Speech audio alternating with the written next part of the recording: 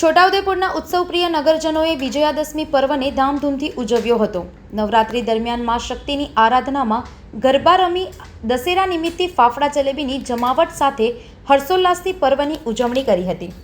નગરજનો ભક્તિભાવથી અતિ પ્રાચીન હનુમાનજી મંદિર ખાતે દર્શન કરવા પહોંચ્યા હતા, તેમજ પૌરાણિક સમી વૃક્ષનું પૂજન કરી ધન્યતા અનુભવી હતી। અસત્ય પર સત્યના વિજયના પ્રતીક રૂપે રાવણ દહનનો કાર્યક્રમ શહેરના અનેક વિસ્તારોમાં યોજાયો હતો। ખાસ કરીને જૈન મંદિર ચોક અને નવાપુરા ચોખંડી ખાતે સ્થાનિક યુવક મંડળોએ ભવ્ય રાવણ દહનનું આયોજન કર્યું હતું।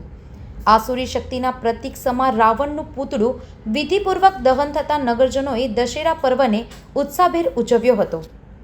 છોટાઉદેપુરથી સંવાદદાતા સાથે અભિપ્રાય ન્યૂઝ વડોદરા। વધુ સમાચાર જોવા માટે અમારી YouTube ચેનલને સબસ્ક્રાઇબ કરો અને જોડાયેલા રહો ફેસબુક, ઇન્સ્ટાગ્રામ અને ટ્વિટર પર।